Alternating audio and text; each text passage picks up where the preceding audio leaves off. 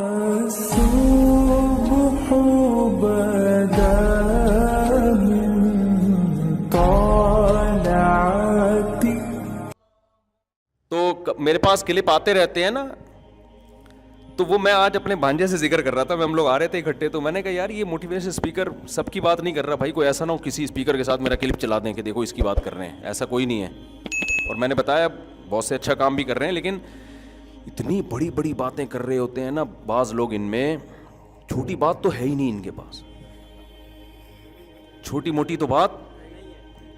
جب بھی ایک کلپ شروع ہوگا نا, ایک بات کان کھول کے سن لیں آپ لوگ, ایک دم آدمی کہتا ہے یار اب پتہ نہیں کیا چیز مارکیٹ میں آنے والی, ایک بات ایک دم نا ایسا لگتا ہے جب بس اب تو ختم بھائی. اچھا یہ یوٹیوب اور فیس بک نے نا پوری دنیا کو ایک ہی صفحے پہ اکٹھا کر دیا ہے, اس کا بڑا فائدہ ہوتا ہے. اچھا میں ایسے کبھی کبھار اسپیکر کو سنتا ہوں, ایک بات نیچے پھر میں کرتا ہوں تو میرا کلپ کوئی آیا ہوا ہوتا ہے. اچھا اس طرح اس میں ایسا نہیں لگ رہا ہوتا کہ ایک بات کان کھول کے, مجھے اس میں ایسے لگ رہا ہوتا ہے نارمل وے میں نا, بس اتنا نہیں ہے بھائی, صحیح ہے نا, ہلکا پھلکا ہی ہے, کوئی بہت اچھے بننے کی ضرورت بھی نہیں ہے, بہت زیادہ کامیاب ہونے کی کوشش کرو, پیسہ کمانے کی, غربت میں مر گئے تو کوئی ٹینشن کی بات نہیں ہے. آئی بس مجھے خود بڑی ٹینشن ختم ہو رہی ہوتی ہے نا سن کے, یار کہ تم تمیز سے مسئلہ ہی حل کر دیا. سکسیس کی کوشش کرو, کامیابی کی نہیں ملتی بھاڑ میں جائے, ایسی کی تیسی, کامیابی گئی کہاں, دل لینے. کیا کرنا ہے بھائی, دنیا مسافر خانہ ہے میرے بھائی, خدا کو راضی کرو یار. سب سے آسان کام دنیا میں کیا ہے؟ ہمارا ویژن بہت کلیئر ہے, ہمارا دعویٰ بہت آسان ہے کہ ہمیں خدا نے پیدا کیا, اپنے لیے بنایا, اس کو خوش رکھو ایسی کی تیسی. سمجھ میں آ رہی ہے بات, کتنا آسان ہو گیا نا. جو کرنا ہے بھائی اس کو خوش کرنے کے لیے کرو, اور یہ یقین رکھو آپ جو کرو گے ہوگا وہ نہیں ہوگا کیا, جو اللہ چاہے گا. آپ اس کو راضی رکھنے کی کوشش کرو, اس کے لحاظ سے اپنا ہدف بھی بناؤ, ویژن بھی بناؤ, محنت بھی کرو. محنت میں کوتاہی ہو جائے توبہ استغفار کرو. 100 بار بھی اگر کسی سے کوئی غلطی ہوتی ہے تو 100 بار بھی توبہ کرتا ہے, اللہ ایک بار بھی اسے مایوس نہیں کرتا. اچھا بننے کی کوشش میں لگے رہو. اگر اللہ خوش ہے, اور یہ یقین نہیں کرو کہ اللہ مجھ سے خوش ہے, ڈرتے رہو کہ ہو سکتا ہے مجھ سے ناراض ہو, لیکن امید بھی رکھو کہ ہو سکتا ہے مجھ سے خوش ہو. تو حدیث میں آتا ہے جس کی یہ کنڈیشن ہوگی نا اس کی بخشش لازمی ہوگی, اللہ کا یہ وعدہ ہے. کوشش میں لگا رہے, مایوس نہ ہو. بخشش کس نے کرنی ہے آخرت میں؟ اللہ نے کرنی ہے. تو جب بخشش اللہ نے ہمارے حضرت کتنے پرہیزگار تھے, کتنے پرہیزگار تھے. حضرت فرماتے تھے کہ میں جب اپنے اعمال کو دیکھتا ہوں تو مجھے مایوسی ہونے لگتی ہے, لیکن پھر جب میں یہ سوچتا ہوں نا کہ بخشش اللہ کے ہاتھ میں ہے اور اللہ کی رحمت سے ہی ہوگی, تو اتنی خوشی ہوتی ہے کہ بھائی ہمارے لیے تو اللہ نے کتنا آسان راستہ کہ معاملہ اپنے ہاتھ میں رکھا ہے. ہم نالائقوں میں نہیں چھوڑا اللہ نے کہ تم جب تک تمہاری زندگی ہے یہ اصولوں پہ نہیں ہوگی وقت تو بخشوں گا ہی نہیں میں تمہیں. صحیح ہے نا. ہمیں کہا ہے انسان کے بچے بننے کی کوشش کرو, بس تم لڑکھڑاتے یعنی پھسلتے پھسلتے بھی چلو گے, آؤ گے تو بخشنا کس نے ہے؟ میں نے ہے نا, میں نے بخشنا ہے. تو بس مجھے راضی کرنے کی کوشش میں لگے رہو. غلطی ہوتی ہے توبہ کرو, معافی مانگو. 100 بار غلطی ہوتی ہے 100 بار توبہ کرو, کوشش میں لگے رہو. اور اتنی امید میں بھی نہ آ جاؤ کہ گناہ کرو اور تمہیں خوف ہی ختم ہو جائے کہ یار جو مرضی کرتے رہو بخشش ہوگی. تو الایمان بین الخوف والرجاء, امید اور خوف کے درمیان میں ہے. اور یاد رکھو اسی سے انسان کی زندگی خوش بھی گزرتی ہے. اگر امید اور خوف دونوں نہ ہو نا, خالی امیدیں ہوں تو انسان اترانے لگتا ہے, یہ بھی بے سکونی کا ذریعہ بنتی ہے چیز. خوف ہی خوف ہو تو نا امیدی ہونے لگتی ہے, یہ بھی بے سکونی کا ذریعہ بنتی ہے. اسلام نے وہ لائف اسٹائل دیا ہمیں اور وہ نظریہ اختیار کرنے کا حکم دیا جس سے ہماری زندگیوں میں بھی بیلنس رہے اور سکون رہے. اگر آپ کو خوف نہ ہو نا ہلکا پھلکا سا, تو چیزوں کے آنے کی خوشی بھی نہیں ہوتی. دیکھو غریب آدمی کو جب کوئی تحفہ دو کیسا خوش ہو جاتا ہے, مالدار کے پاس اتنا ہوتا ہے کہ اس کو آپ اگر نلی نہاری بریانی ڈال کے نیمبو نچوڑ کے کھلا دیں تو کیا اس کو ہوگا, یار یہ تو ہم کھاتے ہی رہتے ہیں. اور اگر غریب آدمی کے پاس کچھ آئے ہی نہیں تو بھی ٹینشن میں جائے گا. تو دونوں چیزیں نا, فقر کا خوف اور غنا کی امید, یہ جب دونوں چیزیں ساتھ ساتھ چلتی ہیں تو خوشی اس وقت ہوتی ہے انسان کو. سمجھ میں آ رہی ہے بات کہ نہیں آ رہی ہے؟ تو وہ جب آتے ہیں نا کلپ, ایک بات کان کھول کے سن لینا, ایک دم میں ہل جاتا ہوں, پتہ نہیں کیا لے کر آئے گا نا مارکیٹ میں, تو لوگ بھی ایسا, پھر کلیپنگ ہو رہی ہوتی ہے. تو میں بہت دفعہ سن کے میں نتیجہ اخذ کرتا ہوں کہ رزلٹ کیا نکلا ہے اس کا, کیا کریں ہم, کیا کریں. تو رزلٹ کوئی خاص نکلتا نہیں ہے, بس باتیں ہیں, کرتے چلے جاؤ, وہ اگلے بھی سنتے ہیں, ماشاء اللہ زبردست. ایک وہ ہمارے بھانجے نے ایک پوسٹ شیئر کی کہ ایک موٹیویشنل اسپیکر نے کہا کہ پیسہ ہی سب کچھ نہیں ہوتا. نیچے لکھا ہوا تھا یہ بات بتانے کے لیے 1.5 لاکھ روپے لیتا ہے. مجھے اتنی ہنسی آئی ہے نا, اتنی ہنسی آئی کہ میں نے اس کو شاباش دیا. میں نے کہا یار ایسا خاندانی کام کیا ہے نا. یہ ہرگز مطلب نہیں ہے کہ جو موٹیویشنل اسپیکر ورک شاپ کے پیسے لے رہا ہے تو غلط کر رہا ہے, یہ ٹھیک ہے, کوئی حرج نہیں ہے اس میں. لیکن بعض ایسے لالچی ہیں نا, ایسے لالچی ہیں کہ منہ سے کوئی اچھا جملہ نکلوانے کے جب تک پیسے نہیں دو گے منہ سے پھوٹیں گے ہی نہیں کبھی کچھ. یہ تو لالچ ہے یا نہیں ہے یار؟ کبھی فری میں بھی کوئی اچھی بات کر دیا کرو.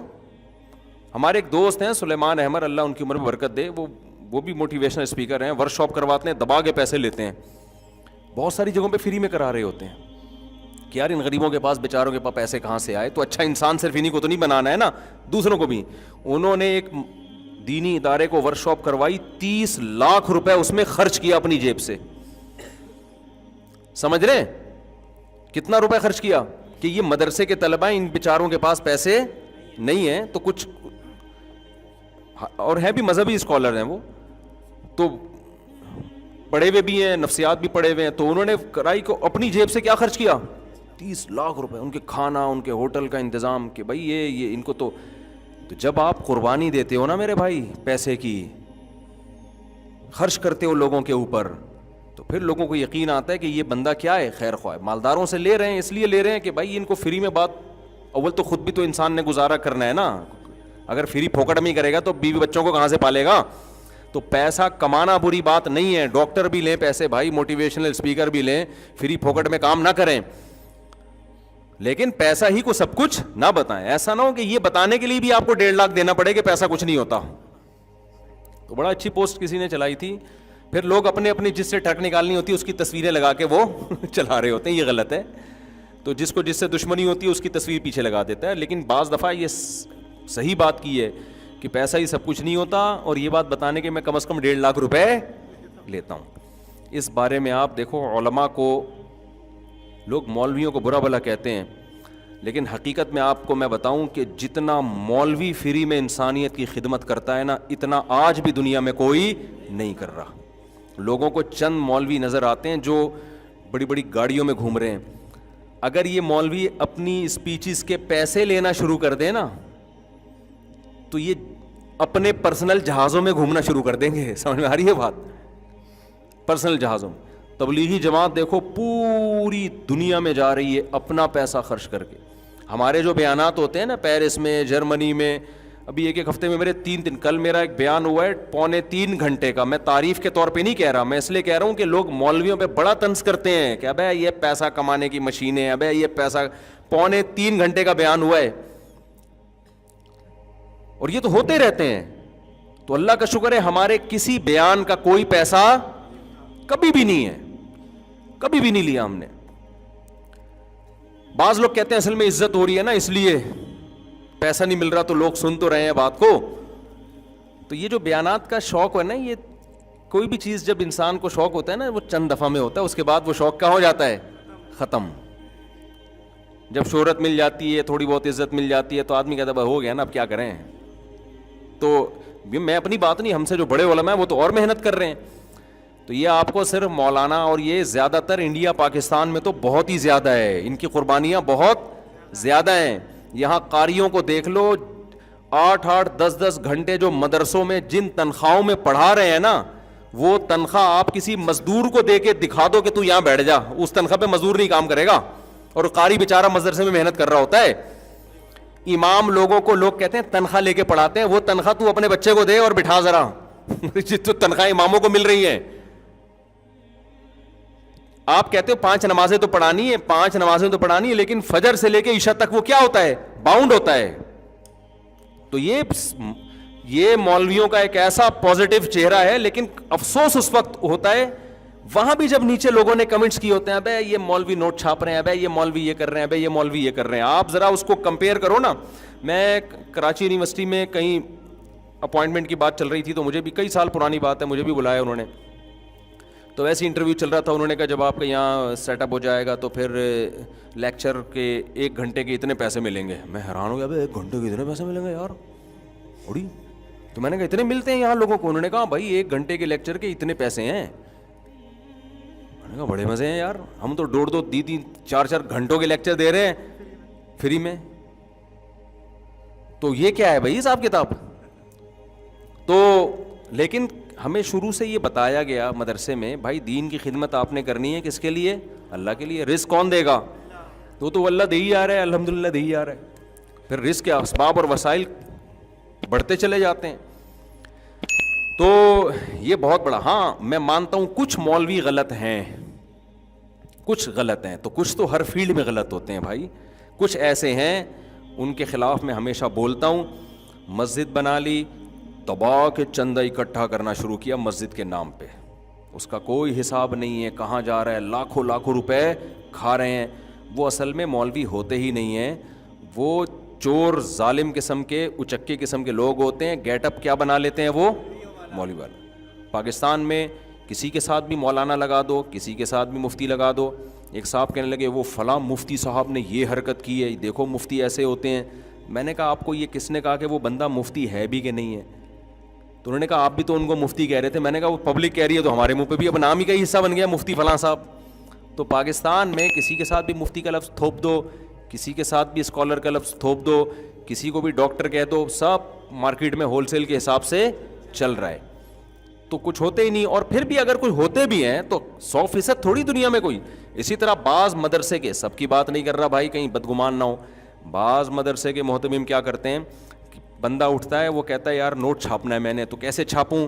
وہ داڑھی رکھتا ہے, گیٹ اپ بناتا ہے قاریوں والا مولانا والا, اور چند عربی حدیثیں یاد کر لیتا ہے. یہ ہو سکتا ہے مدرسے میں پڑھ لیتا ہو, کیا جا رہا ہے اس میں. اس کے بعد کہتا ہے نوٹ چھاپنے کا طریقہ یہ ہے کہ یتیم خانہ کھولو, 4-6 یتیم بچے لا کے رکھ لو اس میں, اور ان کے نام پہ ہماری قوم تو دیکھتی نہیں ہے کون صحیح ہے کون غلط ہے, دبا کے نوٹ دینا شروع کر دیتی ہے.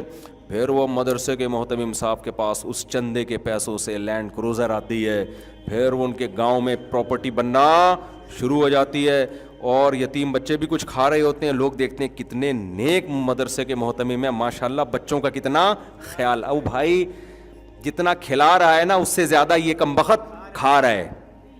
تو ایسا ہوتا ہے میں مانتا ہوں, لیکن سب ایسے میجورٹی الحمدللہ علماء میں آج بھی کم پیسوں میں انسانیت کی خدمت بہت زیادہ. ہم جو فتوے لکھتے ہیں, ایک ایک فتوے میں ٹھیک ٹھاک تحقیق کرنی پڑتی ہے. 1 روپیہ بتاؤ کسی سے ایک فتوے کا آج تک ہم نے لیا؟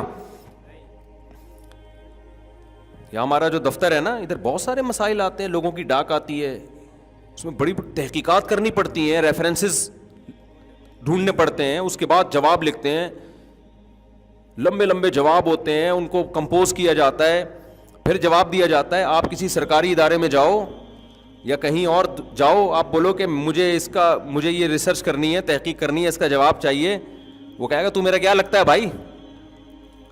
ہم یہ سارا کام اپنے خرچے پہ کرتے ہیں, اور پھر جو بل آتا ہے دفتر کا, وہ بل بھی اپنی جیب سے پے کر رہے ہیں, وہ بھی کوئی چندہ بندہ نہیں ہے. دفتر تو کسی نے بنا کے دے دیا ہمیں, وہ بھی بعض لوگ ہوتے ہیں وہ مخیر, وہ کہتے ہیں ہم صدقہ جاریہ کرنا چاہتے ہیں, کیا کریں. ہم نے کہا ہمارے غریب سا دفتر ہے, چھپڑ وہ اس میں شیٹیں ویٹیں پڑی ہوئی بنا دو, تو اللہ کا شکر ہے بعض لوگوں نے کہا دفتر بنا دیا. وہ بھی ہماری جیب میں تھوڑی گیا ہے, وہ بھی ایک وقف کیا نا, مرنے کے بعد جو مولانا وہاں بیٹھیں گے وہ میرے ذاتی میں تھوڑی لگا ہے, وہ صدقہ جاریہ ہے ان کے لیے. سمجھ میں نہیں آ رہی میرا خیال ہے بات. تو پھر جو فتوے لکھ رہے ہیں, کتنا ٹائم لگتا ہے ایک ایک فتوے پر, بعض دفعہ 1 ہفتہ لگ جاتا ہے. سب فری کا کام ہے, کوئی کسی سے پیسہ نہیں لیا جاتا, بلکہ حتی الامکان اس میں بھی میں کوشش کرتا ہوں اپنی کمپیوٹر بھی, میں نے جو میرے جو شاگرد مفتی بیٹھے ہوئے ہیں نا جو کمپوز کر رہے ہوتے ہیں, وہ کمپیوٹر بھی میں نے اپنی جیب سے لے کے دیا ہے کہ بھائی ہمیں بھی تو صدقہ جاریہ کی ضرورت ہے. تو یہ اسٹائل آپ کو مولویوں کے علاوہ کہیں بھی اتنا زیادہ نظر نہیں آئے گا, تھوڑا تھوڑا تو ہوتا ہے. تو اس لیے, اور ہمیں فخر ہے کہ یار اللہ ہم اس پہ شکر ادا کر رہے ہیں, کوئی افسوس نہیں ہے کہ یار یہ فری پھوکٹ میں لوگ ہم سے اتنا کام لے رہے ہیں. کیوں؟ ہم نے تو اللہ سے زندگی بھر دعائیں مانگی, اللہ ہم سے دین کا کام لے لے, انسانیت کی خدمت لے لے. ہمیں تو خوشی ہوتی ہے کہ اللہ ہم سے انسانوں کی خدمت کا کام لے رہے ہیں. کتنی دفعہ ہمارے مشورے ہوئے کہ یار یہ ملاقاتوں کا سیٹ اپ بند کرو یار. بہت دفعہ ہمارے مشورے ہوئے ہیں کہ یار اس میں بہت ٹائم لگتا ہے اور لوگ آتے ہیں بیٹھتے ہیں اپنے گھریلو جھگڑے فلانا ڈمکانا وراثت کے پھڈے, تو بھائی یہ ختم کرو سیٹ اپ. تو ہم کیوں ختم نہیں کرتے؟ میں لوگوں سے کہتا ہوں یار ہم نے جو علم حاصل کیا ہے تو وہ تو گائیڈنس کے لیے کیا ہے نا, لوگوں کی خدمت کے لیے. بعض دفعہ کسی نے کہا کہ پھر فیس رکھ لو. میں نے کہا یار یہ غیر اخلاقی حرکت ہوگی, صحیح ہے نا, یہ کیا ہوگی, یہ غیر اخلاقی. ہم کیوں فیس رکھیں بھائی؟ ہم فری, ہم نے جو علم حاصل کیا ہے وہ تو خدمت کے لیے کیا نا. اگر فیس ہی رکھنی ہے تو وہ کیا خدمت ہو گئی پھر؟ حالانکہ شرعن جائز بھی ہے. علماء نے لکھا ہے کہ عالم فتویٰ دینے کے پیسے لے سکتا ہے کیونکہ ٹائم لگا رہا ہے نا وہ, کہ میں نے کوئی مفتی نہیں دیکھا جو پیسے لیتا ہو. سمجھتے ہو کہ نہیں سمجھتے ہو؟ تو یہ آپ کو صرف مسلمانوں میں نظر آئے گی یہ چیز, اور علماء میں یہ نظر آئے گی آپ کو. تو اس لیے چند 2 نمبر قسم کے مولوی دیکھ کے نا, سب کو دیکھ کے چاول کی طرح نہ سمجھا کریں. جیسے دیکھ کے چند چاول چیک کر کے آپ نے حکم لگا دیا پوری دیکھ گل گئی ہے, تو یہ مولوی ہیں, یہ دیکھ کے چاول نہیں ہے. 2 نمبر بھی ہیں, 1 نمبر بھی ہوتے ہیں الحمدللہ. سمجھتا ہے کہ نہیں سمجھتا ہے؟ ہاں. پھر یہ ہوتا ہے کہ جب اللہ عوام کے دل میں خود ایک عقیدت محبت ڈال دیتے ہیں, عقیدت ڈال دیتے ہیں اللہ عوام کے دل میں کہ یار یہ کتنے اخلاص کے ساتھ صبح سے لے کے رات تک, رات سے لے کر صبح تک اپنی صلاحیتوں کو خرچ کر رہے ہیں, پھر یہ اللہ خود عوام کے دل میں ڈالتے ہیں کہ ہمیں ان کے ساتھ تعاون کرنا چاہیے. تو بعض بڑے علماء کے ساتھ ایسا ہوتا ہے کہ لوگ پھر خود لا کے ان کو دے رہے ہوتے ہیں. اب یہ نہیں دیکھ رہے ہوتے ان کی قربانیاں کتنی ہیں, اور ان کے دل میں کوئی لالچ نہیں ہے, یہ بغیر لالچ کے اگلا محبت میں دے رہا ہے. یہ اس لیے انکار نہیں کر رہے کہ انکار کرنے میں سامنے والے کی توہین ہے, وہ اس چکر میں لے رہے کہ یار اگلے کی انسلٹ نہ ہو اس لیے ہدیہ قبول کر لو. تو جب کوئی دیکھتا ہے نا لفافہ آ رہا ہے تو پھر دیکھا یہ مولوی کس پہ چلتے ہیں, لفافوں پہ چلتے ہیں. اب یہ تو جس بیان میں جاؤ 6 لفافے یہاں, ایک یہاں پر ادھر پکڑا ہے, یہ پکڑ ذرا ادھر. اب کل میں گیا نا, میں تو فری میں گیا تھا, 2.5-3 گھنٹے کا بیان ہوا, اس کے بعد سے میرا گلا بھی بیٹھا ہوا ہے. تو وہ 2-4 محبت کرنے والے بڑے انتظار کو, انہوں نے مجھے کوئی سوٹ دے دیے, وہ 3 تھیلے دیے, تینوں میں سوٹ, سلے ہوئے سوٹ ہوتے ہیں نا. اب عقیدت محبت میں ہم نے لے لیا, اب کیا کر, میں نہیں لوں. اب میں وہ سوٹ اٹھا کے لا رہا ہوں, لوگ دیکھ رہے ہیں ہاں بھائی یہ ہوتا ہے مولویوں کے مزے دے گا, تھیلے بھرے ہوئے آ رہے ہیں بھائی 3 سوٹ. تو ابے بھائی ہم نہ اس لیے گئے, نہ ہماری یہ نیت. تو 1 گھنٹے پہ 1 سوٹ مل گیا. ہماری نہیں ملتا پھر بھی ہم جاتے بھائی. تو اگر اب پھر بھی مل گیا تو اللہ کی نعمت ہے نا یہ, تو اللہ کی, اب اس پہ تو خوش ہو جاؤ نا کہ یار چلو مولوی کو اللہ فری پھوکڑ میں کھلا دیتا ہے. تو یہ ہے اس ہدیوں کی حقیقت. بلکہ مجھے تو کنٹینیو ایک صاحب تھے, وہ ہمارے بیچارے جدہ سے آتے تھے, جب بھی آتے کھجوروں کا ڈبہ لے کے, اجوا کھجور ہے, پھوڑ دیتا تھا پورا. مجھے اجوا کھجور بڑی پسند تھی, پھوڑنا شروع کر دی میں نے. ان کو منع کر دیا, میں نے کہا آپ ہمیشہ نہ لایا کریں. مجھے اب شک ہونے لگا ہے کہ پتہ نہیں آپ مجبور ہو کے تو نہیں لے کر آ رہے کہیں. بعض دفعہ عادت پڑ جاتی ہے نا, آدمی سوچتا ہے کہ ہمیشہ لے کے جاتا ہوں, اس دفعہ بغیر ڈبے کے گیا, ایسا نا مفتی صاحب کہیں یہ کیا ہو رہا ہے, پھر ڈبہ ہی کہاں, ڈبہ ہی. تو میں نے ان کو منع کر دیا کہ آپ نہ لے کر آئیں. پھر وہ عقل مند آدمی تھے, رک گئے, وہ نہیں لے کر آئے. پھر تو میں یہ عرض کر رہا ہوں کہ جو مولاناؤں کو مل رہے ہوتے ہیں نا, تو یہ نہ سمجھا کریں کہ یہ آپ کو دل کی حالت کیا پتہ میرے بھائی. تو بعض دفعہ ہو جاتا ہے. اور یہ بھی ان لوگوں کو مل رہے ہوتے ہیں جو بیچارے عوام میں کام, بیچارے تو نہیں کہنا چاہیے, جو کام کر رہے ہیں عوام میں, کیونکہ مل رہے ہیں نا. جو بیچارے مدرسوں کے اندر بیٹھے ہوئے ہیں نا, جو طلبہ میں تدریس, ان کو تو یہ بھی نہیں ملتے. اور ایک بات میں KPK والوں سے کہتا ہوں یار, دیکھو میں پنجاب میں بھی رہا ہوں, میں اگرچہ موضوع ہٹ رہا ہے لیکن یہ بات آئے گی نہیں. KPK والوں سے بھی کہتا ہوں, میں پنجاب میں بھی رہا ہوں. پنجاب میں مولویوں کو ہدیے دبا کے دیے جاتے ہیں. KPK میں کھانا کھلانے میں تو ماشاءاللہ ہمارے پٹھان بھائی بہت آگے ہیں. مولویوں کو تنخواہیں نہیں دی جاتی صحیح طریقے سے, مسجدوں کے اماموں کو. اور میں ان سے KPK والوں سے کہتا ہوں, اپنی مسجد کے امام کو نا لفافے میں پیسے ڈال کے ہدیہ دیا کرو. KPK میں جو اماموں کی حالت ہے نا, وہ بہت ہی خستہ حالت. اتنی تھوڑی تھوڑی تنخواہیں ہیں اور دے کیا رہے ہوتے ہیں, چاول کا بورا بھجوا دیا ان کے گھر میں جی. ٹھیک ہے نا بھائی, جو آپ اپنے لیے پسند کرتے ہو امام کے لیے بھی پسند کرو. خود چاہتے ہو کہ پیسے ملے نا, جب آپ جاتے ہو مدرسے میں, جو اس میں جاتے ہو آپ آفس میں, تو اگر آپ کو تنخواہ ملنے کے بجائے چاول کا بورا پکڑا دیں, آپ بولے ابے مجھے پیسے دے یار. امام پر تو یہ لازم ہے کہ وہ کبھی لوگوں کی جیبوں پہ نظر نہ رکھے. ہمارے حضرت وصیت کیا کرتے تھے کہ جس امام کے دل میں لالچ آ گئی نا, اللہ کی طرف سے ایسی پھٹکار ہوتی ہے اس کے اوپر, زندگی بھر اللہ اس کو لوگوں کا محتاج بنا دیتے ہیں. امام عالم مستغنی ہو, کس کی جیب میں کیا ہے, کون جیب میں کھجانے کے لیے ہاتھ ڈال رہا ہے, کون پیسے نکالنے کے لیے, اسے اس سے کوئی غرض نہیں ہونی چاہیے. بعض دفعہ وہ اتنا ہو جاتا ہے کہ وہ جیب میں پینٹ میں ہاتھ ڈال رہا ہے, خارش ہو رہی ہے, آپ سمجھ رہے ہو شاید پیسے نکال رہا ہوگا. تو عالم دین کو لوگوں کی جیبوں پہ نظر, بالکل ایسا استغنا ہو, 1 روپیہ نہیں بھائی, کس کی جیب میں کیا ہے. بعض دفعہ سیٹھ صاحب کسی امام کو اپنی آمدن بتاتا ہوا ڈر رہا ہوتا ہے کہ یار بتا دیا نا میں تاجر ہوں, اب یہ چندہ مانگے گا بھائی, یہ فوراً بھائی یہ پنکھا ہے, یہ فلانا, یہ ڈمکانا. یہ غلط ہے بھائی. کبھی بھی کسی ذاتی آدمی سے چندہ نہ مان گئے کہ تیری اتنی آمدن ہے تو اب یہ نل کے لگوا دے, نہ. عمومی بیان ہو, مسجد میں یہ ضرورت ہے, جس نے لگوانا ہے لگا دے بھائی, نہیں لگانا تو بھاڑ میں جاؤ, تمہاری مرضی. جو ہمارا کام تھوڑی, اللہ کا کام ہے, کرنا ہے کرو, نہیں تو نہیں کرو. امام مستغنی ہو, لیکن پبلک کو چاہیے کہ امام غریب ہے تو آپ اس کا خود خیال کرو. پنجاب میں عام طور پہ, سب جگہ نہیں لیکن عموماً پنجاب میں خیال میں نے دیکھا ہے کیا جاتا ہے. امام سے اگر مطمئن ہو جائیں نا لوگ, تو پنجاب والے لوگ دبا کے لفافے دیتے ہیں. میں 1 مہینہ وزیر آباد میں نے امامت کی ہے, میں وہاں بیان 2003 یا 4 کی بات ہے یہ. تو میں تو خدا نہ خواستہ کوئی ہدیوں کی نیت سے نہیں گیا تھا, نہ میری نیت تھی, ہمیں بڑوں نے سکھایا ہی نہیں تھا, ہمیں کہا تھا فری پھوگڑ میں جا کے دین کا کام کرنا ہے.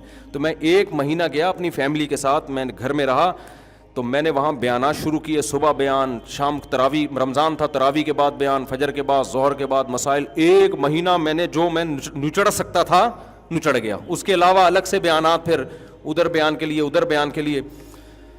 اب کیا ہو رہا ہے, ہر تھوڑی دیر میں کوئی بندہ وزیر آباد میں, حضرت یہ آپ کو تھوڑا سا کام ہے, حضرت سائڈ پہ جی فرمائی. میں نے کہا شاید مسئلہ پوچھ رہا ہے, میں نے کہا ابے نہیں بھائی نہیں حضرت سر, میں نے کہا یار اچھا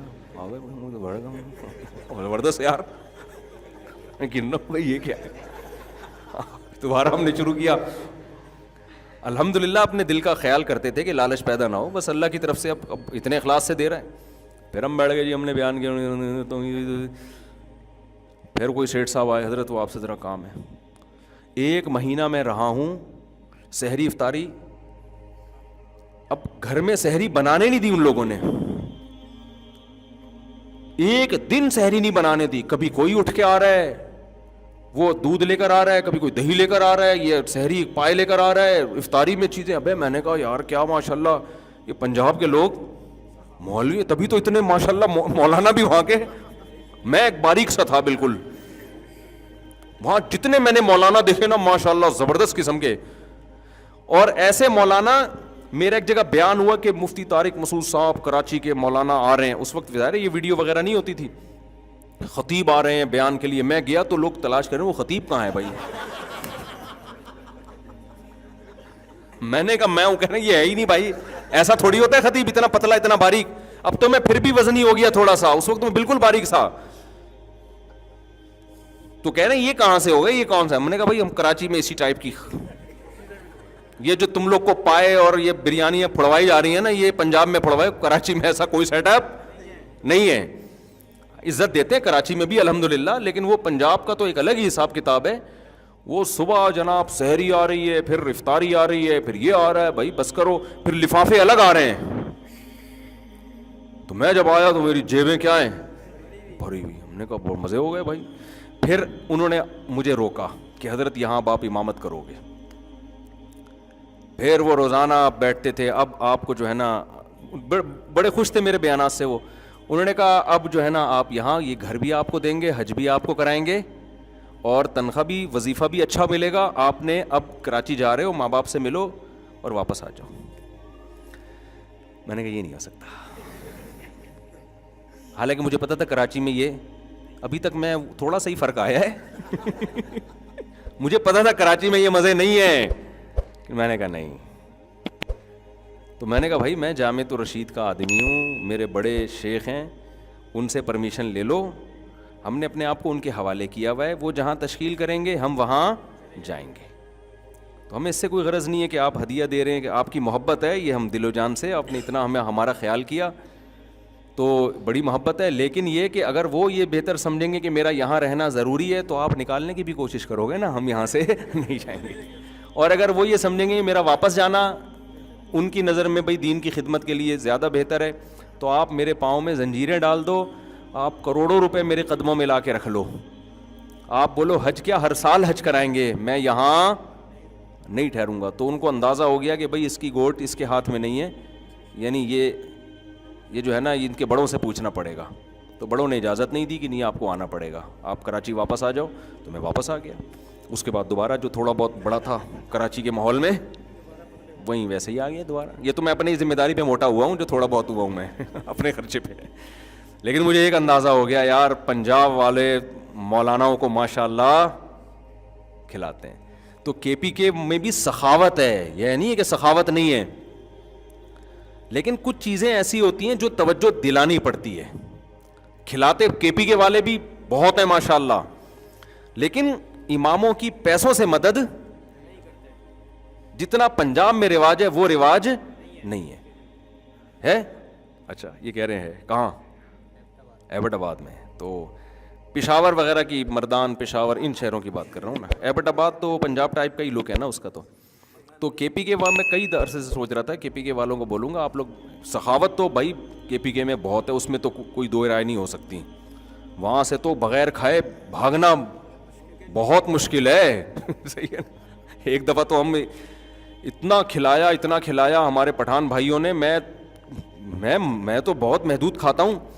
نکلا پھر دوسرا آیا, چل بھائی مفتی طارق مسعود ہے وہی جو ویڈیو والا, آ جا بھائی, ہم پناہ مانگ رہے ہیں یار, بس بھائی نہیں کھا سکتے یار. خیر ان کی محبت بہرحال وہ پھر بھی جوس ووس لے آئے. ہم نے کہا چلو ساتھ رکھ لیں گے, جب یہ والی کی تہ ذرا بیٹھے گی نا پھر انشاءاللہ کھائیں گے. سخاوت بہت ہے, اس میں دو رائے نہیں ہے, لیکن علماء کے ساتھ مالی تعاون جتنا ہونا چاہیے میرا خیال ہے اتنا نہیں ہے. تو کے پی کے میں مولاناؤں کی مالی لحاظ سے حالت تھوڑی کمزور ہوتی ہے تو اس کو توڑا, لیکن عالم کو بہرحال یہی چاہیے وہ کبھی بھی کسی پہ نظر نہ رکھے, جو استغنا کے ساتھ وقت گزارے. کہاں سے کہاں بات چلی گئی, دوبارہ سے جلدی سے ہم اس کی طرف آتے ہیں جو میں بات لے کے چلا تھا کہ بھائی جو مذہب نے آپ کو گائیڈنس دی ہے نا, ہم جو بات کریں گے تو وہ نسبت کس کی طرف ہوگی؟ اللہ کی طرف ہوگی. اگر وہ اللہ ہی کی طرف ہے تو اس میں غلطی کا امکان نہیں ہے, اس میں رجوع نہیں ہوگا. اسلام نے جو بات 1400 سال پہلے کہی تھی وہی بات, وہی اصول اسلام کے آج بھی موجود ہے. 1920 تک خلافت عثمانیہ چلی ہے انہی قوانین پر. آج بھی بہت سارے اسلامی کنٹریز انہی قوانین پہ چل رہے ہیں. کچھ تبدیلیاں انہوں نے کی ہیں, وہ زمانے کے لحاظ سے نہیں, وہ تو خواہش نفس کی بنیاد پہ کی ہیں انہوں نے. تو اپنے گھروں میں بھی میرے بھائی اسلام لے کر آؤ, اپنی ذات پہ بھی کیا لے کر آؤ؟ اسلام. یہ قابل تبدیل نہیں ہے. اگر آپ نے اسلام کے علاوہ کوئی اور لائف اسٹائل اختیار کیا نا, ٹھوکریں کھاتے رہو گے اور رائے آپ کی چینج ہوتی رہے گی. آج ادھر, کل ادھر, پرسوں ادھر, پھر کبھی وہ صحیح لگے گا, کبھی گٹکے والا صحیح لگے گا آپ کو, صحیح ہے نا, کبھی لوگوں کے گٹکا تو صحیح نہیں ہے, چھٹا ہونا چاہیے, کبھی آپ کو چرسی صحیح لگیں گے, پھر آپ کہو گے یار پینے کا بھی تو ٹرائی کر کے دیکھیں نا,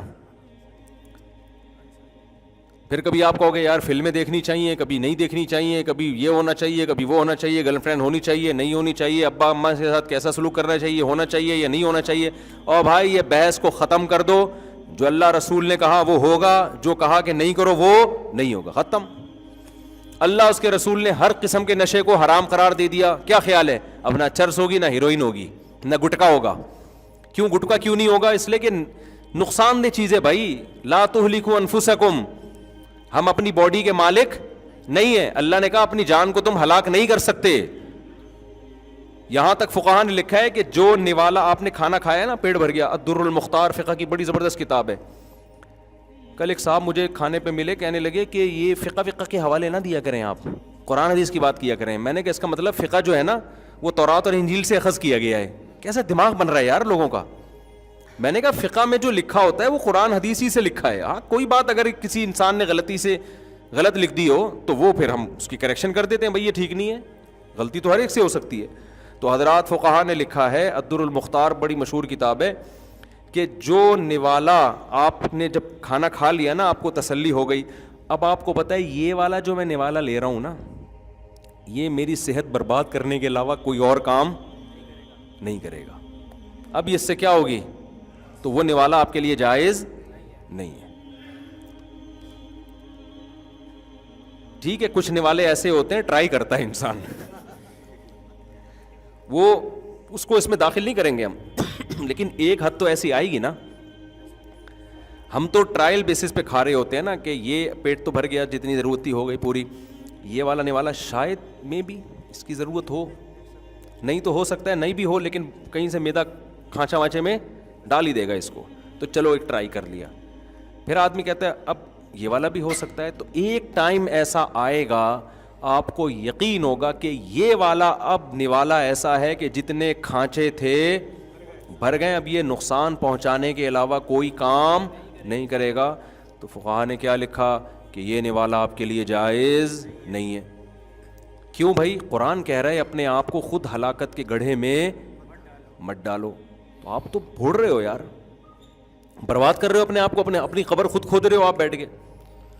تو آپ مجھے بتاؤ, حالانکہ وہ جو نوالا ہے نا وہ اتنا نقصان دہ نہیں ہے, زیادہ سے زیادہ موشن لگ جائیں گے, آپ کو الٹیاں ہو جائیں گی خود سے, پھر آ کے سیٹ 4 دن کے بعد ہو جاؤ گے. لیکن یہ جو گٹکے کا نوالا ہے نا, یہ اس سے کئی گنا زیادہ نقصان دہ. میں نے اپنے دوستوں کو, جو اسکول میں ہمارے دوست تھے گٹکا کھایا کرتے تھے, 3 موتیں تو میرے سامنے ہیں جوان اپنے دوستوں کی, جن میں ایک کی 35 سال عمر ہوگی, 36 سال ہوگی, ایک کی میرا خیال ہے 30 سال ہوگی, ایک کی بھی اسی طرح ہی, 3 بندے.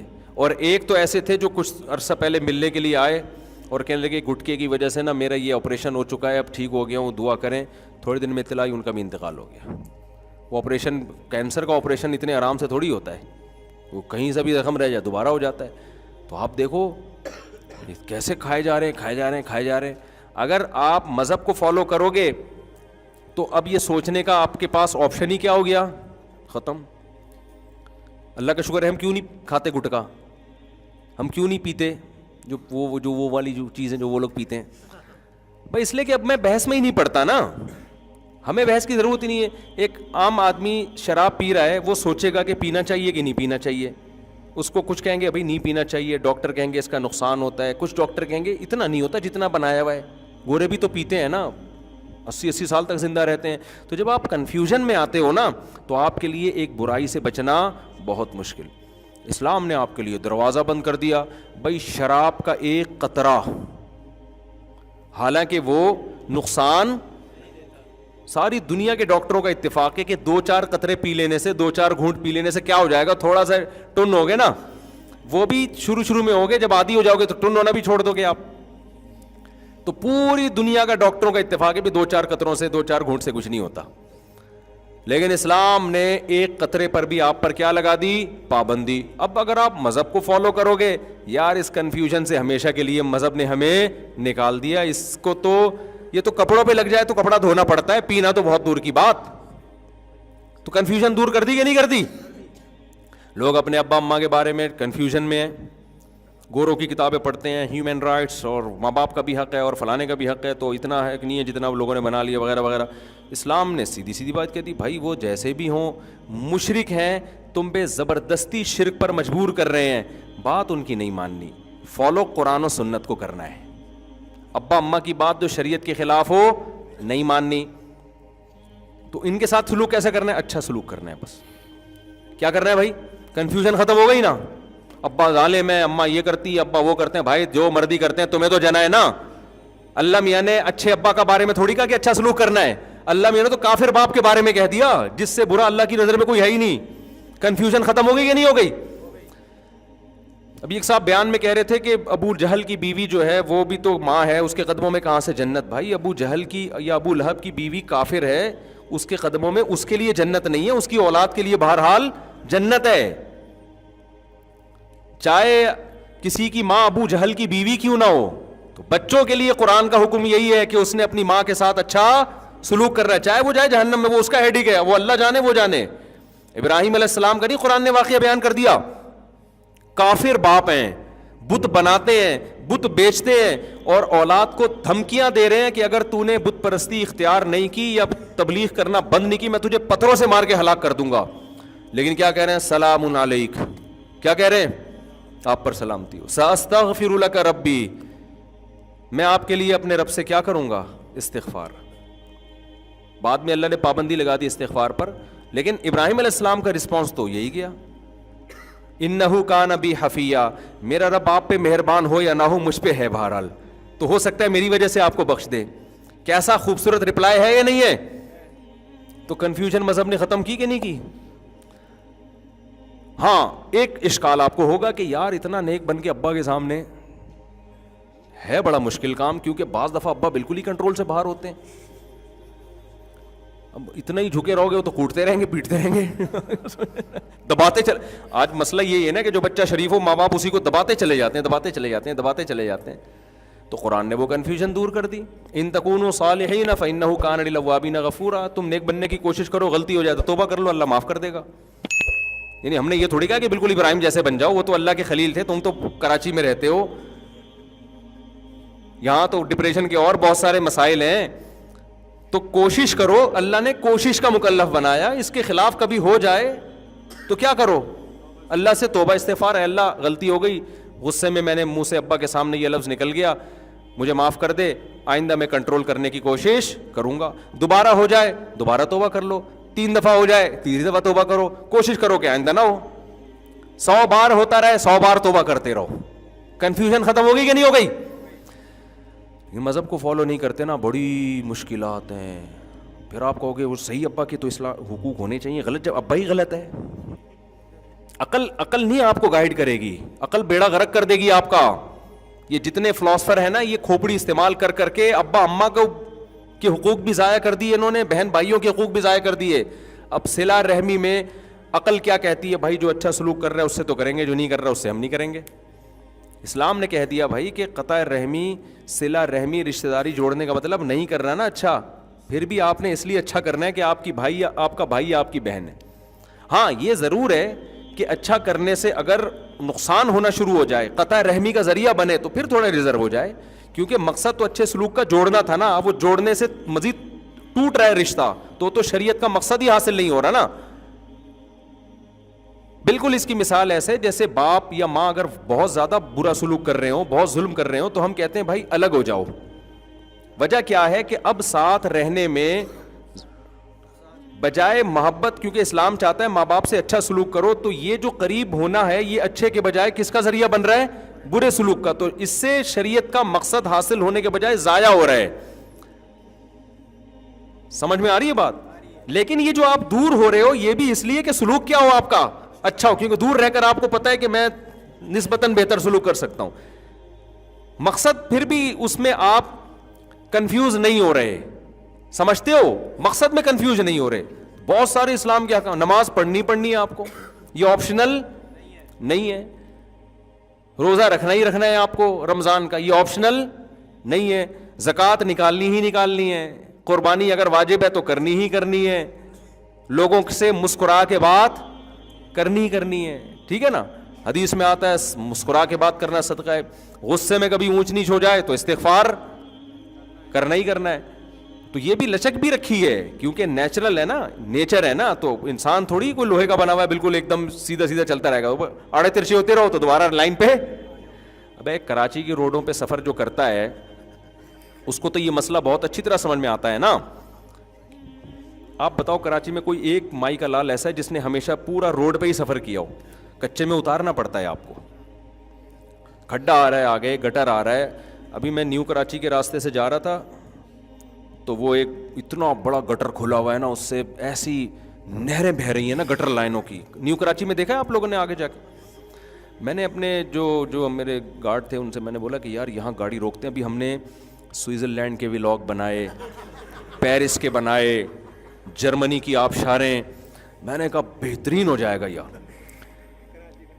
تو میں نے کہا دیکھو ایسا نہیں ہے کہ ہمارے پاس آپ جا کے دیکھو میرے مشورے پر, جب آپ نیو کراچی والے راستے سے گلشن معمار جاتے ہو نا, راستے میں پورا جو سوات کا دریا ہے نا, مذاق نہیں کر رہا میں, آپ سمجھو گے یہ دریا کے اتنا پانی گٹروں سے ابل رہا ہے. آج صبح اس میں ایک ٹرک الٹا ہوا تھا نا, اچھا میں روزانہ دیکھتے تھے اس میں ٹرک الٹ کیوں نہیں رہے, اتنے بڑے بڑے کنٹینر کی, آپ اس کی حوصلے کو داد دو ڈرائیوروں کے کہ اتنے بڑے بڑے کنٹینر, وہ بھی حوصلہ گورا ہوگا وہ چھوڑ چھاڑ کے چلا جائے گا بھائی میں کنٹینر الٹ جائے گا, لیکن رسک لیتے ہیں ہمارے ڈرائیور, رسک لیتے ہیں یار, گزار کے دیکھو یار اللہ بڑا مہربان ہے. ایسے ایسے یار میں تو یعنی وہ بھائی مجھے ڈر لگ رہا ہے یہ کنٹینر الٹے گا تو 25-30 آدمی یہاں ہلاک ہو جائیں گے. وہ لوگ بھی رسک لے رہے ہیں, وہ نیچے سے آرام سے گزر رہے ہیں, نہ ان کو ڈر لگ رہا ہے نہ کنٹینر والے کو ڈر لگ رہا ہے.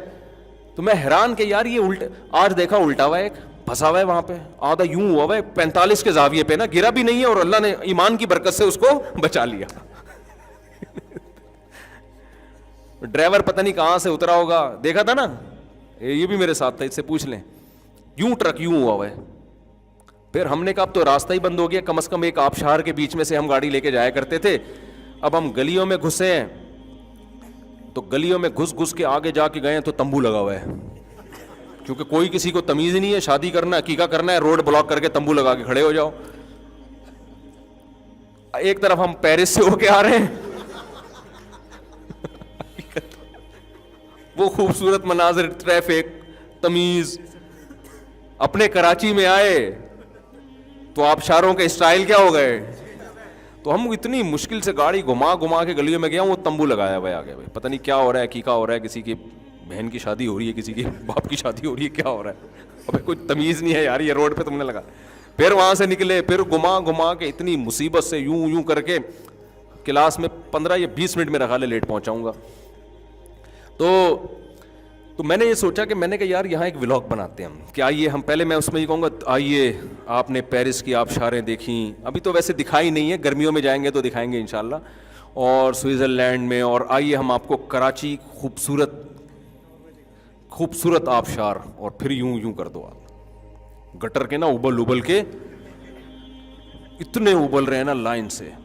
اور یہ جو ہمارا شاگرد ہے نا, یہ جو گارڈ ہے, یہ اس کا گھر ہے اس طرف, جب ابھی بارشیں نہیں ہو رہی تھیں تو اس نے کیا کیا ہے بیچارہ, اگلے دن میرے پاس آیا, کہہ رہا ہے میں بائک لے کے جا رہا ہوں, میں یہاں تک پانی میرے, اور 3 بوڑھے, ایک بیچاری بوڑھی عورت اور 2 بوڑھے آدمی پانی میں بہہ رہے ہیں. خیر بچا لیا ان کو زندہ. تو یہ حالات ہیں یار, آپ خود اندازہ لگاؤ, اللہ آپ شارے ہیں. تو شکر ہے خوشی اس پہ ہوئی کہ وہ مجھے اس پہ نہیں ہوئی تھی کہ گر گئے ہیں, غم خوشی بچنے کی ہوئی جب انہوں نے بتایا نا ان بوڑھوں کو ہم نے نکال لیا. تو یہ حالات ہیں, یہ بارش کے بغیر یہ آبشاریں ہیں, بارش ہو تو حسن کے مناظر, وہ تو ایسا مزہ ہوتا ہے کہ بھائی وہ تو سوئٹزرلینڈ تو کچھ بھی نہیں اس کے مقابلے میں, یہ حسن ہے ہمارے کراچی کا الحمدللہ. تو خیر کہاں سے کہاں بات چلی گئی یار, یہ کیا چل رہا تھا, بس بات کو ختم کرتا ہوں میں, بہت ہو گیا. ہاں تو میرے بھائی میں یہ بات کر رہا تھا کہ مذہب پہ چلو گے نا تو آپ کی کنفیوژن دور ہو جائے گی, آپ کو ایک ٹریک نظر آئے گا, یہ سیدھا راستہ ہے. تو اس میں اگر جیسے کراچی کی یہاں مثال آئی تھی کہ بھائی تھوڑا سا آگے گٹر مٹر آ بھی گیا تو اٹھا کے پھر بھی روڈ پہ ہی آنا ہے نا, یہ تھوڑی کہ اسی میں نہر میں ہی بہ جائے گا جا کے وہ. تو اگر تھوڑا بہت انسان سے غلطی ہو جائے, آڑا ترشا ہو جائے, ابا کے سامنے کبھی اونچی آواز سے بات ہو گئی, کبھی بدتمیزی ہو گئی, تو بھائی توبہ کا دروازہ کھلا ہوا ہے. اچھا آخری بات, ابا سے بھی معافی مانگنی چاہیے کہ نہیں مانگنی چاہیے؟ تو اگر کبھی کبھار ہو جائے تو ابا سے بھی مانگیں, اگر آپ کی عادت ہی ہو گئی ہے تو صرف اللہ سے ہی مانگ لیں. کیونکہ بار بار معافی مانگتے ہوئے بھی وہ شرم کی بات نہیں ہے. اچھا یہ وہ ابا بھی اس سے پریشان ہو جائے گا کہ بس کر یار کوئی اور کام کر دو. تو پھر اللہ سے مانگو اور اپنے اوپر کوئی جرمانہ رکھ لو. تو یہ ایک اصول اور ضابطہ شریعت نے, اور بہت سارے اس میں احکام ہیں, لیکن کنفیوژن نہیں ہے. سمجھتے ہو, کسی اسلام کو چھوڑو گے کنفیوژن ہی, ساری زندگی ٹھوکریں ہی کھاتے رہو گے, اسی میں مر جاؤ گے. تو یہ ہے حساب کتاب. تو اللہ تعالیٰ ہمیں سیدھے راستے پہ چلنے کی توفیق عطا فرمائے, موٹیویشن ہمیں اسلام سے لینے کی توفیق عطا فرمائے, جو میں نے اصل بیان شروع کیا تھا. اور وہ جو پھر ایک دم آتا نا یہ ایک دم کر کے یوں ایک بات ہمیشہ یاد رکھنا. بولا بھائی تو اگر شریعت کے مطابق کر کچھ اور کام کر لو تو جا کے. اسلام کے مطابق بات کر رہا ہے تو ایک نہیں تیری 6 باتیں یاد رکھیں گے ہم, ٹھیک ہے نا. اسلام کے مطابق نہیں کر رہا تو پھینکنے پر گورنمنٹ کی طرف سے کوئی پابندی نہیں ہے, پھینکتے رہو بیٹھ کے. اچھا میرے بھائی, آپ کے نوجوان, آپ کے بیان میں نوجوان زیادہ تو ان کو ترغیب میں داڑھی رکھ لیں. بھائی میں نوجوانوں کو کہتا ہوں دیکھو, در جوانی توبہ کردن شیوائے پیغمبری, جوانی میں توبہ کرنا پیغمبروں کا کام ہے. تو جوانی میں داڑھی رکھ لو یار. سمجھ میں آ رہی ہے بات؟ اس کا ثواب ملے گا, ہمت کر لو.